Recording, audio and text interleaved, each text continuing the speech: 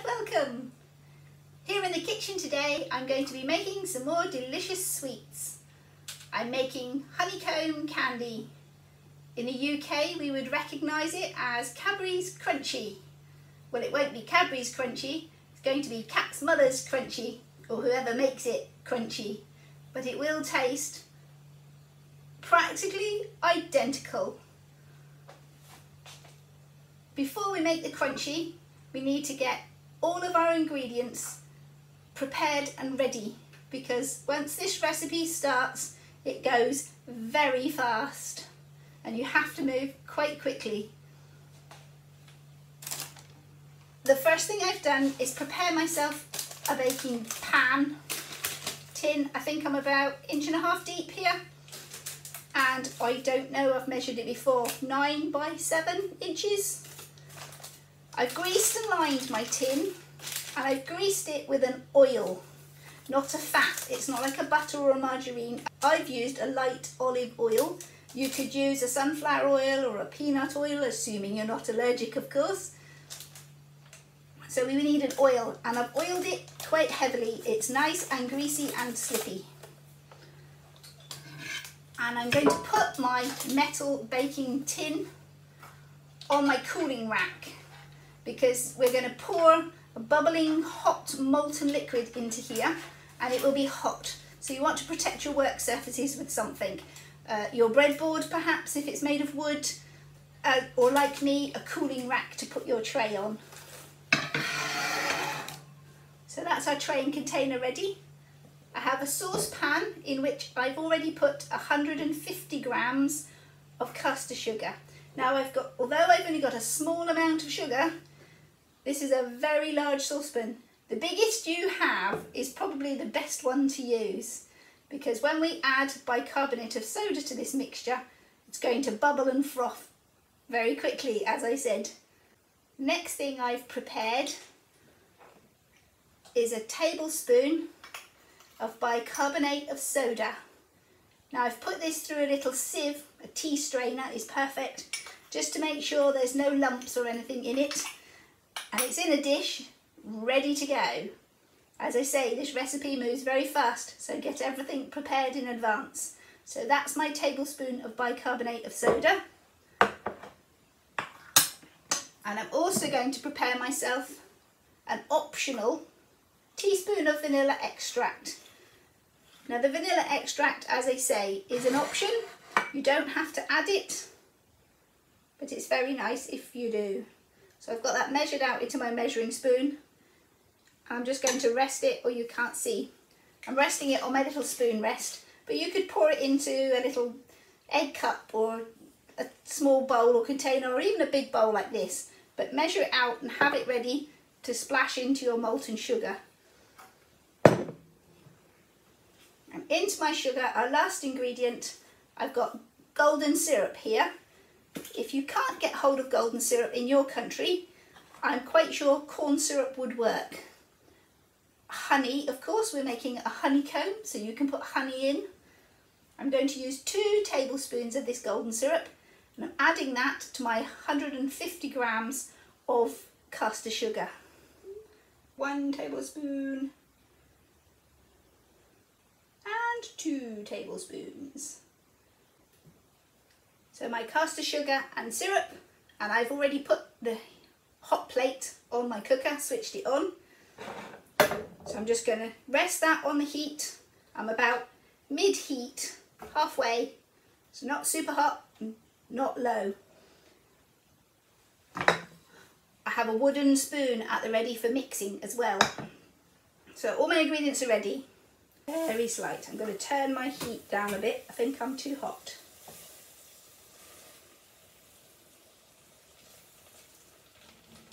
All the books and instructions I've seen say don't touch this molten sugar mixture, but I always end up pushing my dry dusty sugar into the centre of the pan on top of the sugar that's already starting to melt.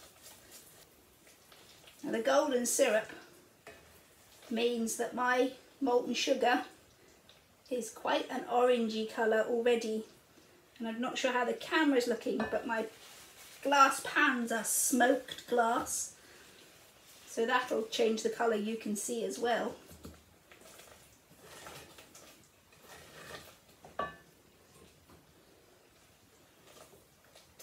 Just turn my heat up a touch again.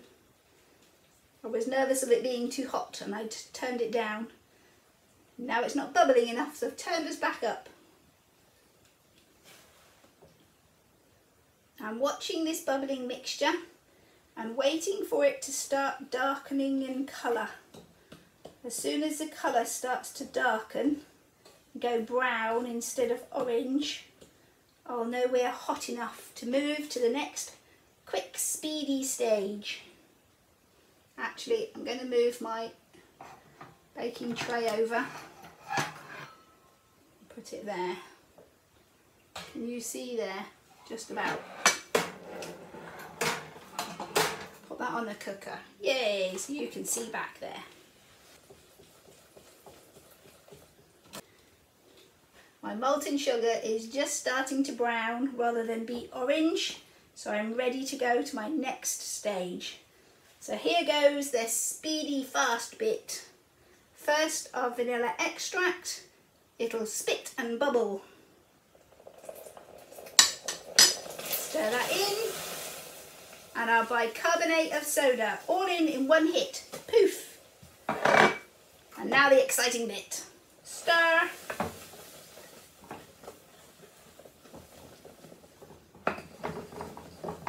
And very quickly, we have this bubbling honeycomb, and we want to, don't mess around with it, slop it into your prepared tray as quickly as you can.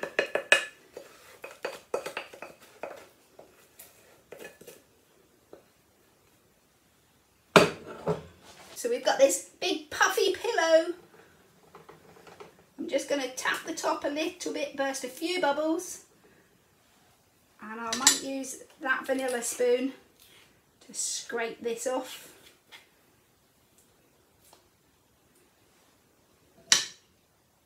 That's hot, there. So we have this puffy pillow of lovely honeycomb candy. I'm not going to do anything else to this now, I'm just going to leave it to set and cool. Probably 2 to 3 hours. We'll come back and break it all up and dip it in chocolate. Yum! Ooh, hot. Really close to the iPad and really hot. Now your saucepan, let me just turn my heat off. We'll have this hard, toffee-like, sticky burnt sugary goo on it. Don't panic or worry, it will come off very easily. Fill this with water and just leave it to soak in a bowl of water, and all the sugars in here will dissolve and it'll all wash off really easily. Don't be tempted to, at this point anyway, don't be tempted to munch and lick and chew at your spoon. This is burning hot. I don't want anyone burning their tongue, as is your bowl. So unlike most wonderful baking things where you get to lick off the spoons, not a good idea with this one. Get this full up with water and soaking in your sink, and it'll clean really easy in a moment. That was so much fun, I decided to make a second tray. Oh, my colours are just starting to change from that orange to a golden brown. So I'm going to turn off my heat, and now's when we need to move quickly, which is why we have everything prepared and ready. So in goes the vanilla, and in goes our bicarbonate of soda. One hit, in it goes, and quickly stir it round really fast. And that's how quickly it happens, and we're all steamed up. And then pour this fluffy mixture, whoo, flop, into our prepared tray. Oh, a little bit of bicarb there, didn't get mixed in. And we want to be really fast so we get to keep all those lovely bubbles in. I'm going to use my vanilla spoon to scrape off that last little bit.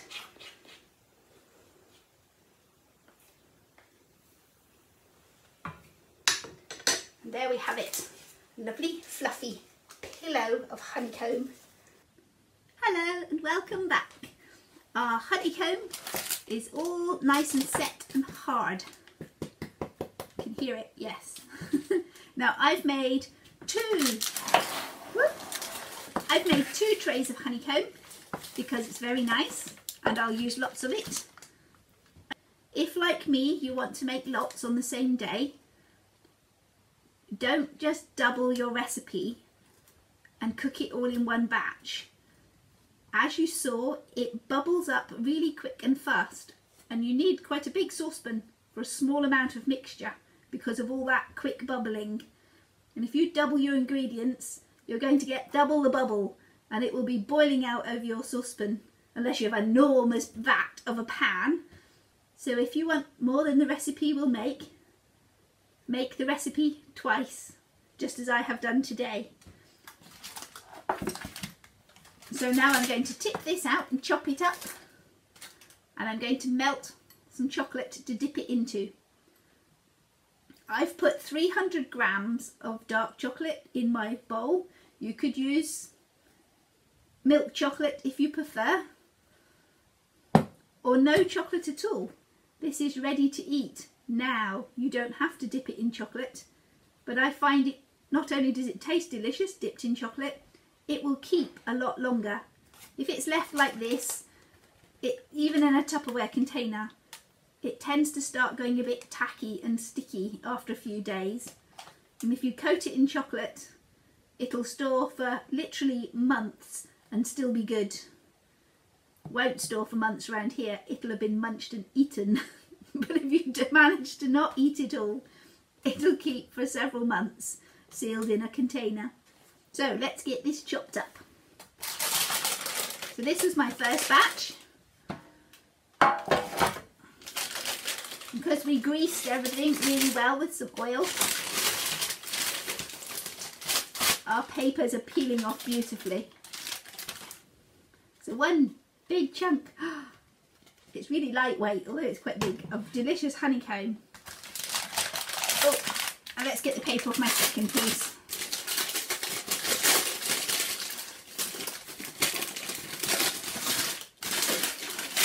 A little bit stickier. There we go. A little bit of paper still stuck on this one. There we go. That piece off. And did I see a bit on the corner? Yes, I did. There. Scratch it off. It'll be fine. Put my bowl of chocolate out of the way. Now you can just break this up with your hands. It will just snap up. You don't really need a knife. So I'm just going to snap it into munchable chunks. You'll get lots of crumbs, which is fine. It's like breaking up, I don't know, house insulation.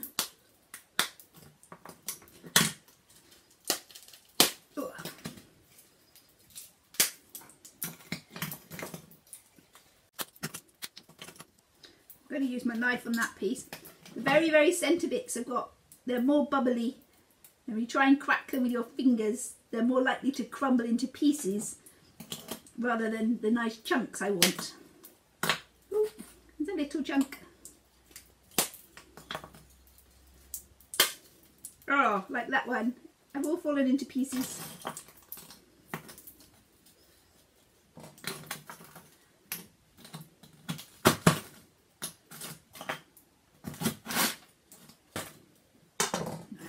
I don't know where to put this. I need the chopping board for the piece. I know. Put it back in the tray.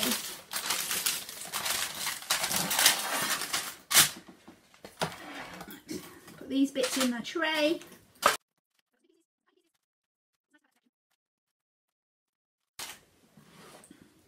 And quite a few smaller crumbs, but I'm still going to keep my crummy bits. And right at the end, I'll stir my crumbs up with the remaining chocolate, a bit like making, using cornflakes or Rice Krispies and mixing them in chocolate to make those little chocolate cakes that we do for children and grown-ups, never mind the children. So keep your crumbs, they will get used. Oh, stab.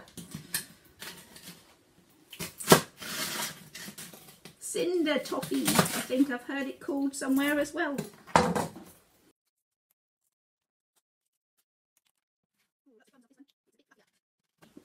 Leave it as it is. A lot more crumbly bits left behind from that one.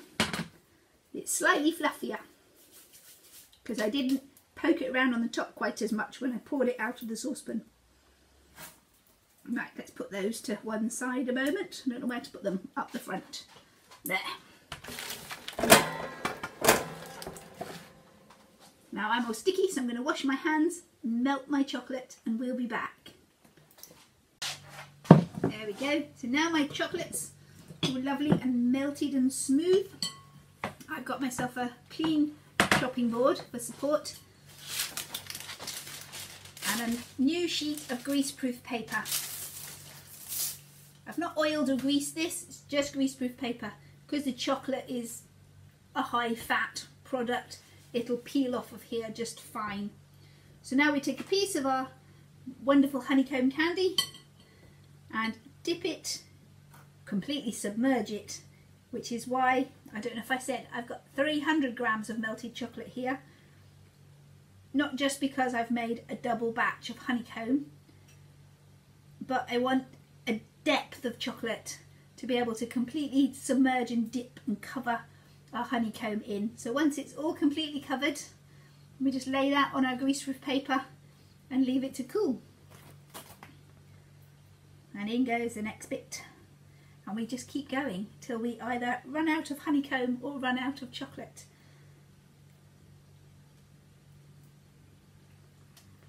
And if we run out of chocolate first, we can always melt some more.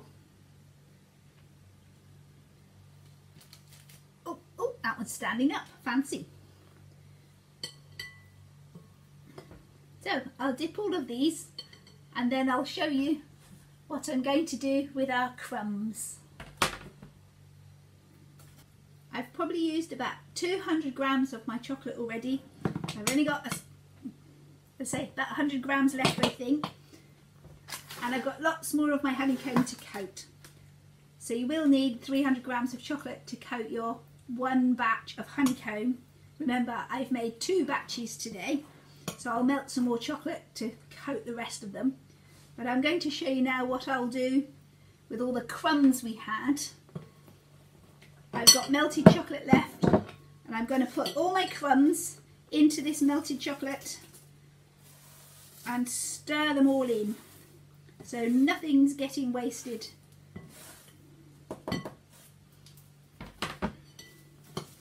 And stir it all up just like making Rice Krispie cakes or cornflake cakes.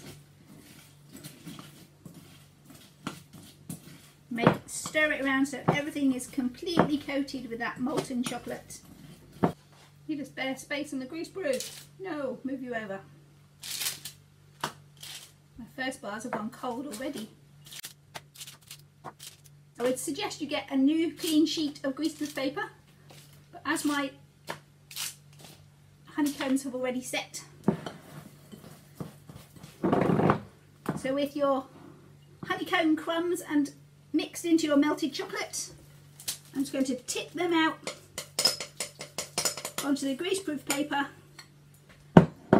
scoop it all off and pat it out into a pancake.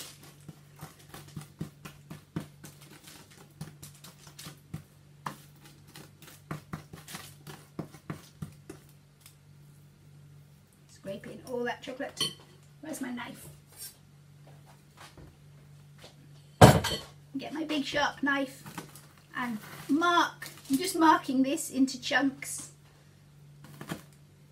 Ooh, move over. There. So that when it's set, it'll be easy to separate. And we just leave that crunchy chocolate lump to go cold, and it'll taste delicious.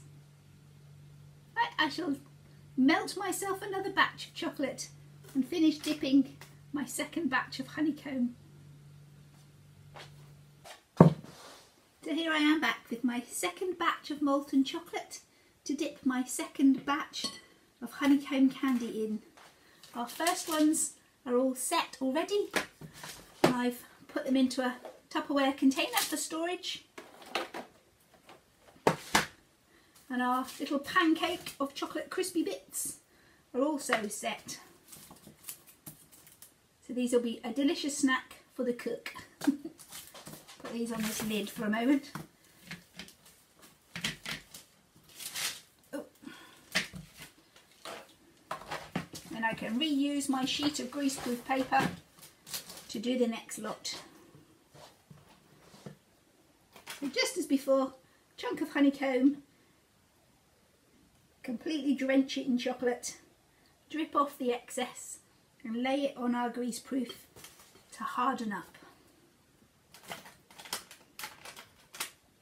So you will need 300 grams of chocolate to coat your one batch of honeycomb.